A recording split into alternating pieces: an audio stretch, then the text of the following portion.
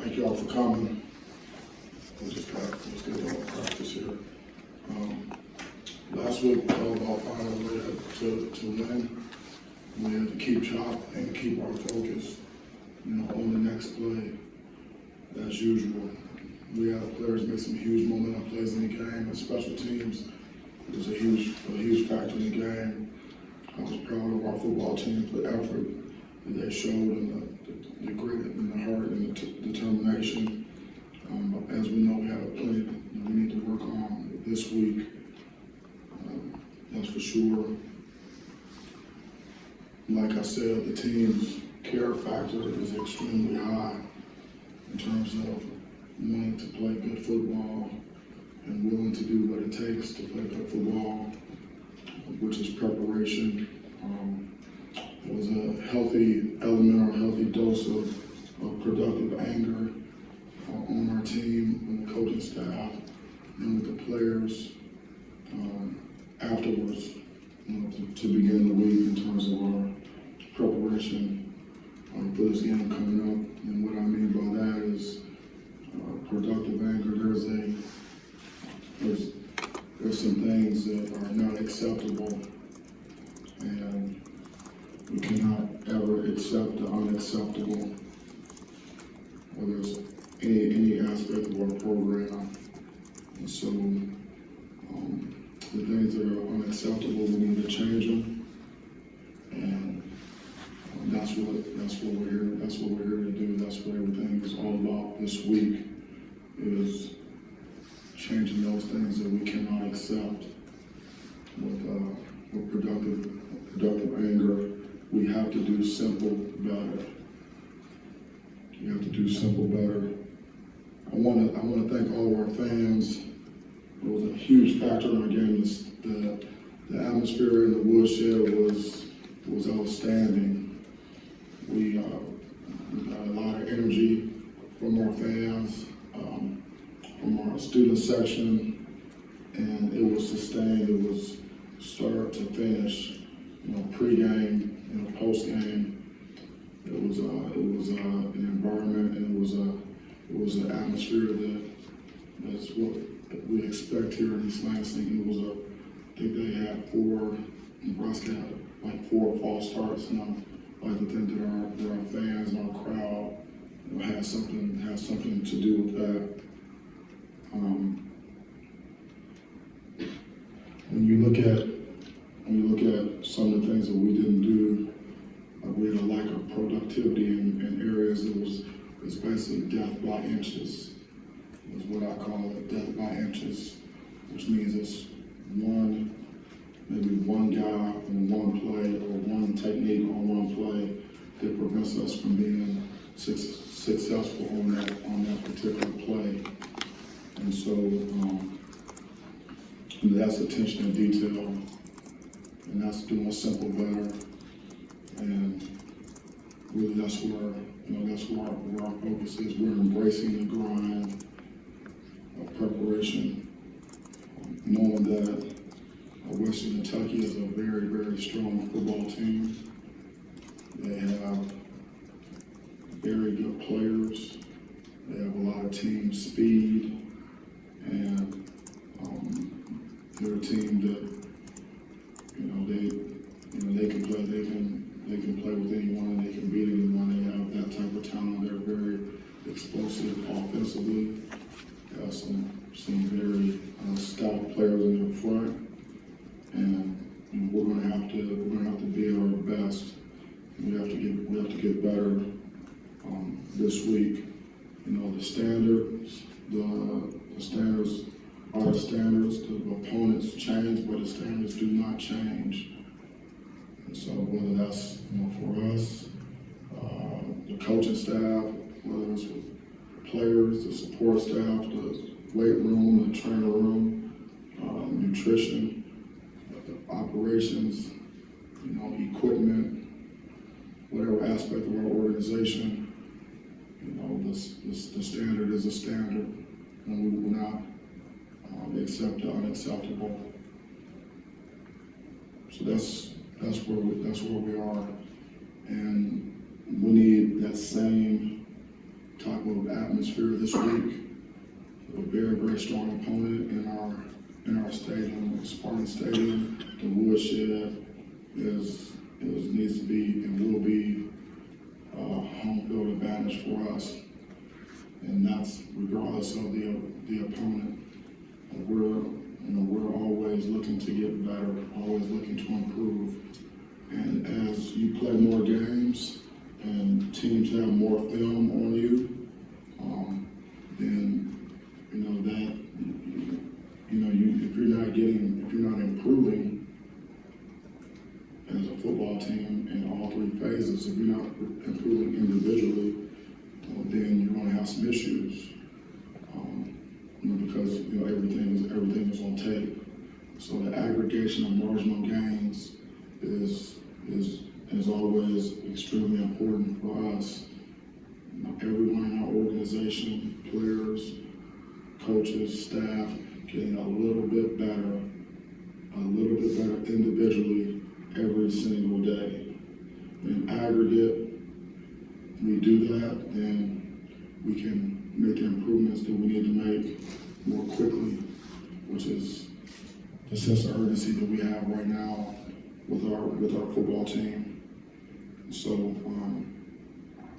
really looking forward to continuing our preparation. We had very focused practice today, and we gained ground in the areas where we needed to.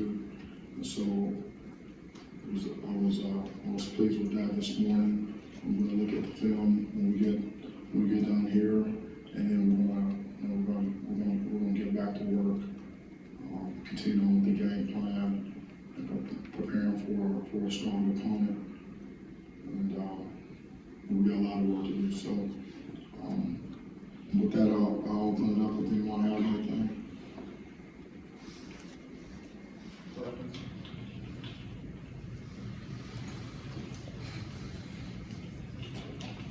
No, I know that you come out of a game like that, and you talk about getting the win and being happy to get the win. When a team has a game like that, particularly with how well you guys are scoring and moving, what does that do for them to find that way to win from a psychological and emotional perspective? Well, it should reinforce, our culture and our mental disposition towards competing, which is we keep chopping and we play the next play. Regardless of first quarter, fourth quarter, up 7, down 7, doesn't matter. We play the next play. The scoreboard is irrelevant. We play every play. Our intent is to play every play with everything that we have. And so when you're able to play through momentum swings and the pendulum swings back and forth in these games, to be able to play through stretches of bad football in areas, we play through that, then and you're able to find a way to get it done. It just reinforces that culture and that mentality of we keep chopping, we play the next play.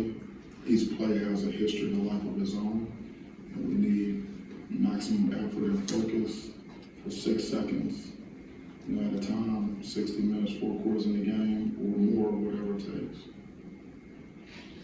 Now, the anger you just talked about, did that come from the players, and what's that about? Is that the mistakes you made in the Nebraska game? Is that what that's referring to? It comes from all aspects of the organization, the staff, and the players, and everyone. There hasn't been a game this season where we came out of the game and giddy about where we are in terms of productivity. We're a work in progress. We are now. We always have been, and we always will be. And so, whether it was the first game of the season or the second game on Miami, we didn't come out of there, when you talk about delusional thoughts about, any perfect be the enemy of progress. So obviously, we need to celebrate, our victories along the way, but then, be grounded in the truth and the reality, and be neutral and say, okay, based upon what we know and what has happened, this is what we need to do next. And that productive anger, comes from the fact that we cannot, accept the unacceptable, and the things that we cannot accept, we need to change. As a follow-up, Tom Izzo was always talking about he wants a player-coached team, not a coach-coach team. Do you see that that's starting to happen on this team, that they're becoming a player-coach team? It is starting to happen. We're not where we need to be in that regard yet, but we're making some positive strides in that area. Mel, can you talk about Drew Beasley? He's been shopping for 6 years now. He's 24 years old. What did you say to him after the injury, and what's ahead for him with this team?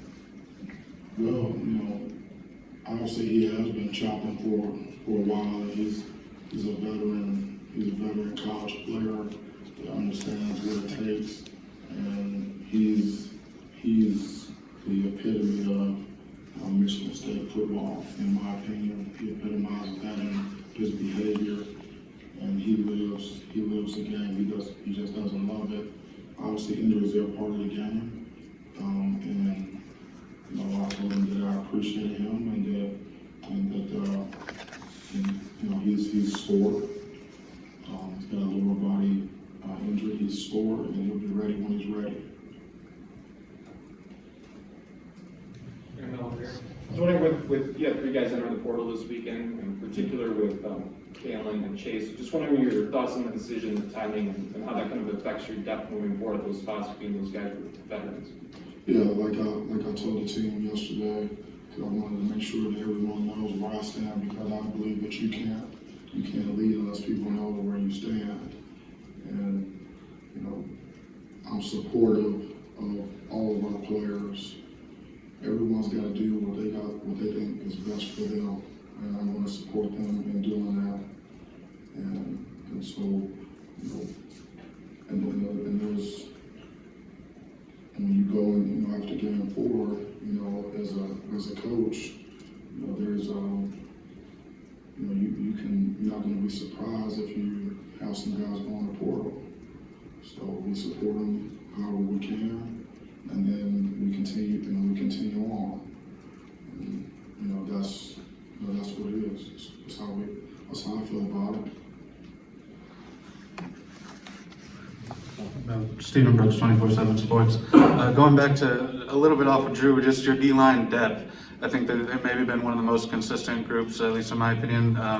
What have you thought about the depth there? There's probably 7 or 8 names of guys that have made at least a flash here, there, and their consistency through these first couple games. And is that a group that you feel like is one of your deeper ones if guys get banged up? Yeah, on both of our lines, our offensive line and our defensive line, we play quite a few players. We're typically rotating, 8 guys on our defensive line, 8 to 9 guys on our offensive line at some point. And so, we need to have depth there. We need to keep guys fresh, so guys can give maximum effort on every single play. When you look at the D-line in today's college football, when people are doing fast, running a lot of plays, the game is spread out. You got to be able to stop the run. You got to be able to rush the passer. You got to be a stack monster, come out of the stack and pursue and run plays down. And so, absolutely, the depth in our fronts are a positive for us, advantage for us, I believe. Mel, Eric, let me ask you referenced the 4 games, specifically with some of the freshmen. I know Chuck has played all 4 games, I think. A couple of them maybe close, or Keon or Miles, some of those guys. Is this a point where you're saying now these guys are contributing, so we're enough for the 4 games and they're gonna play, or is that something you're kind of talking about with you guys, whether you keep going past that 4 games? Yeah, it's case by case, game by game. Like I said at the beginning, I think someone asked me this early on, at the beginning of the season, we're gonna do, what we need to do for the football team. However, we're not gonna squander someone's year. So it's a case by case, deal. We know what the rule is, and we know what we need to do, we know what our depth looks like, and we know what type of productivity we need, and we know what can help us. Specifically with Chuck, I would assume that he's playing quite a bit, so that's a guy probably going to continue to play. Yeah, I don't see why not if he continues to make progress and continues to work hard in practice and do what he needs to do. He continues to earn time, that will continue to put him in. Mel, you mentioned it's important to let people know where you stand if you're going to lead. Is there a coach that taught you that? And are there other core principles that you can directly tie to coaches you had, whether as a player or as an assistant? I'm not sure if I can point to one particular coach or mentor or teacher or going up with a teammate or whatever. I just think it's important to be very clear with your staff and with your team of where you stand on everything. You want to eliminate the gray. You don't want people to have to read between the lines, and you don't want people to have to guess. Because at that point, that's where there's confusion. And when there's confusion, there can become frustration and even sometimes resentment.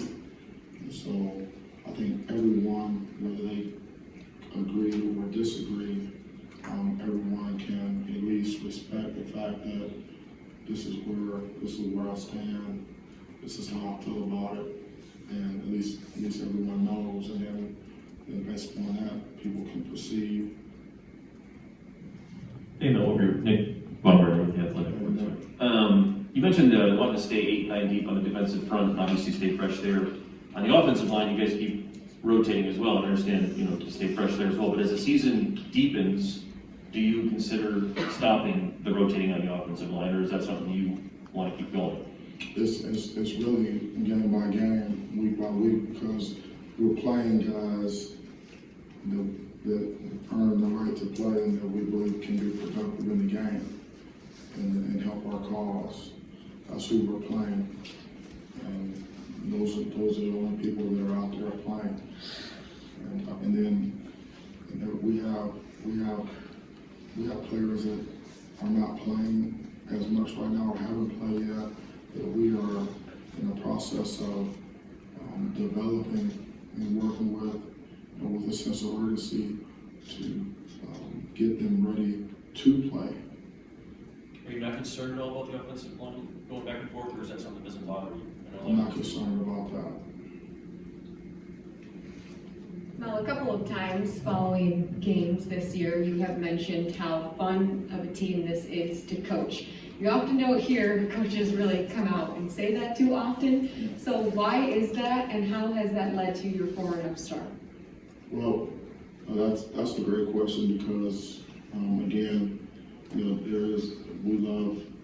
love to coach, and I believe coaching is still an honorable profession, and I do believe in transformational coaching to have a positive effect on our players, on and off the field. And so we have a group of young men that have bought into what we're doing and believe in our process, and they understand that we're a work in progress and we always need to get better, and they play hard and they're coachable, and they're hungry and they have a chip on their shoulder, and so that's a fun group to coach when you get that, because that's what this is all about. For us, because we're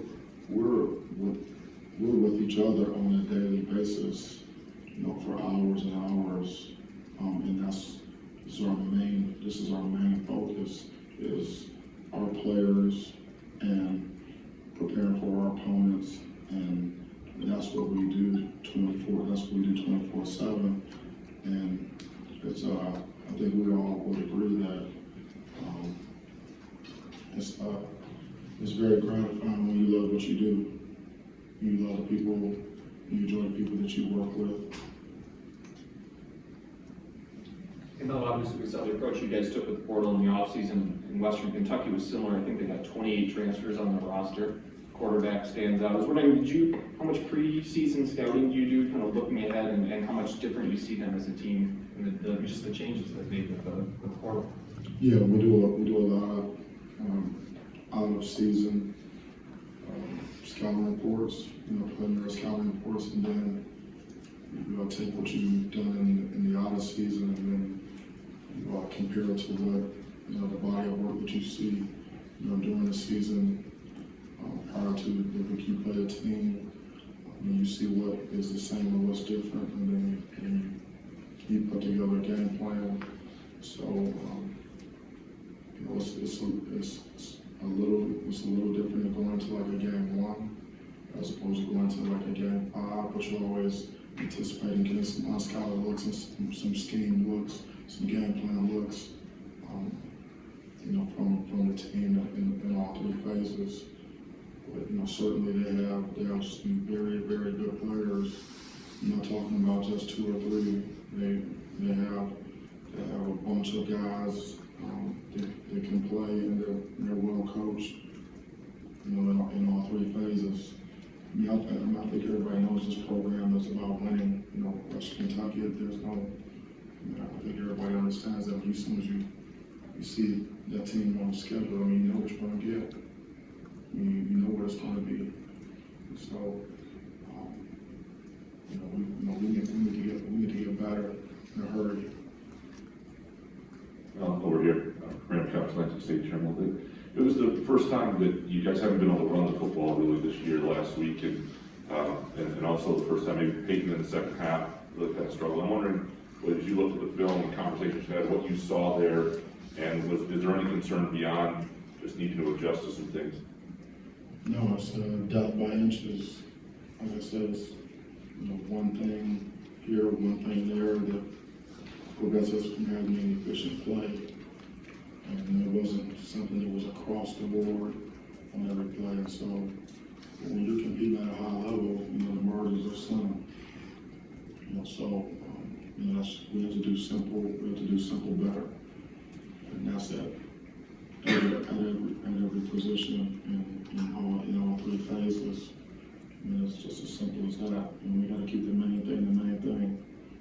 You know, pad level, hand placement, footwork, you know, blocking, tackling, physicality, you know, sustaining, straining, you know, pursuit, you know, running to the ball, running, hitting, you know, those types of things. You know, those are simple things that we have to do better and on a more consistent basis. We have to get all 11 guys on the same page on a play to be successful on all 3 phases: offense, defense, and special teams. We got to have all 11 doing exactly what they're supposed to do, have the discipline to do their job, which is discipline is doing what you're supposed to do, when you're supposed to do it, the way it's supposed to get done, and understand why it's important to get it done that way. That's what we have to have. When we do that, then we're efficient and we have success on those plays. When we don't do that, then not so much. Quick question about the chip on the shoulder that you were speaking of a little bit earlier. When the team is 4-0, how do you make sure that you keep them with that chip and keep them focused and not let them get, you know, looking beyond? Yeah, I can't think of any reason why. I can't think of any reason, any rational reason why anyone in our organization, player or coach, or anyone in our support staff would be looking past a team, or, you know, feeling, you know, good about where we are. I don't see any reason why that would be the case. You know, coming out of any of the games that we played, I mean, I think that would be being delusional and unrealistic and not grounded, and I don't see our team being that, and we don't change our approach to preparation and self-evaluation and things like that. And again, there's an element of, you know, productive anger when we don't play to a standard and where we don't live to a standard, you know, on and off the field, where we don't behave to a standard. That doesn't change. It just never stops. It's perpetual motion. There's a standard, and when things are unacceptable, you know, we don't accept them, and we do what we need to do to change the behavior and play to the standard.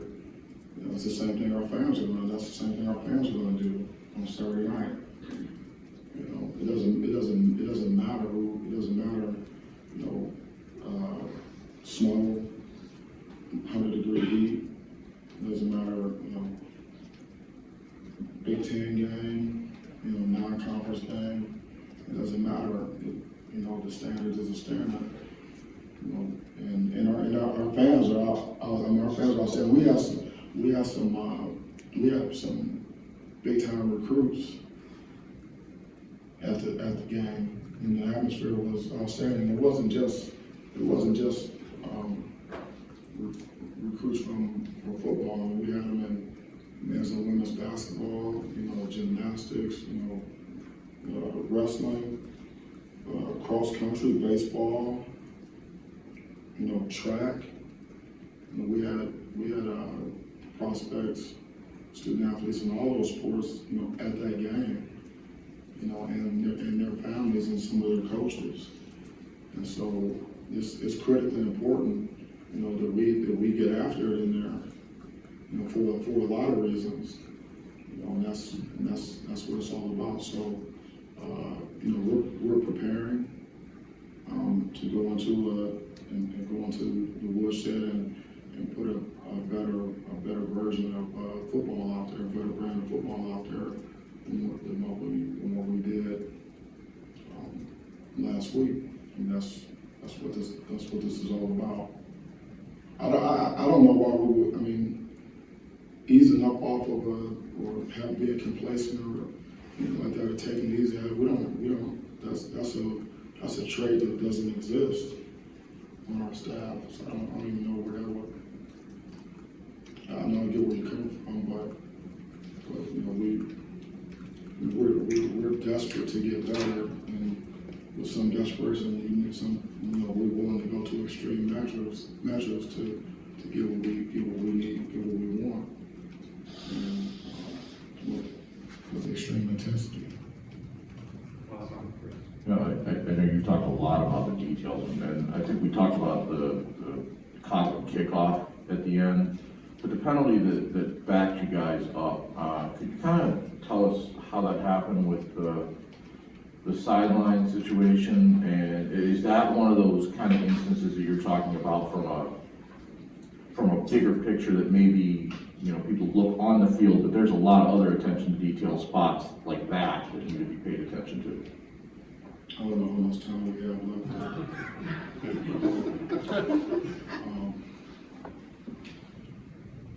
All right, so that's called sideline discipline, all right? And so there's been three times this season where we have scored and got some type of penalty. The first time was Northwestern when you cannot dap up a fan, you cannot dap up the mascot. That's a penalty. Okay, I believe we had another one in the Miami game when we had guys go on the field, you know, after a big play. Guys that were on the bench and they go on the field, and then we had another one this past Saturday night on Jay Reed's punt return, where guys are, you know, moving on into the white, and then the officials can't do their job. The chains can't move, the officials can't get their job done. They don't give you a warning, they just throw the flag and give you a penalty. And so we talked extensively about that on Monday morning. That was something that we addressed. We showed them the plays, we talked to them about the rules and where they need to be, and we addressed that, and just like we addressed everything else, because that was the least amount of penalties that we've had in the game. We talked about being disciplined, and we're kicking from the 20-yard line. Collins did a great job getting up. He lost that thing and got it out of there, and then they got muffed and he ran around. We went down there, had 3 guys on him, made the play. I think they got him to 17, which was huge. But that's still, why are we giving them yards? So, and we have, every drill that we have in practice, we have cones behind the offense. We stay behind the cones, and then we have guys behind the dotted line on the sideline. And that's every practice. And so I don't care what they do in terms of celebration, after a big play or whatever. I want them to be excited about it or whatever, but stay back. Stay back. Do whatever you're gonna do, but stay over there. Stay back and you don't come on the field. And so we addressed it, and that's something that's unacceptable. So there's productive anger, relative to those types of penalties. Because those are things that we can control. So you didn't have an issue with the call at all? No, I told the official afterwards. I told him, I said, you made the right call, okay, and we were wrong. I told him after the game. Because even though the play was way down here and it happened back here, it's a black or white, and you're behind the line or you're not. Either you're in the white or not, there's no gray. So, I'm not gonna put that on the official, that he threw that flag because we weren't where we were supposed to be. Did I have a discussion with him about it? Afterwards on the field, absolutely, because I wanted to make sure that I knew what happened, because you can't be critical of something you don't understand. So I wanted to make sure I understood what happened and why the flag was thrown. Okay, and then I made sure that he knew after the game that I thought that he made the right call based upon a set of circumstances. You gotta own it. You gotta own it and learn from it and move on. All right, thank you so much. Appreciate it.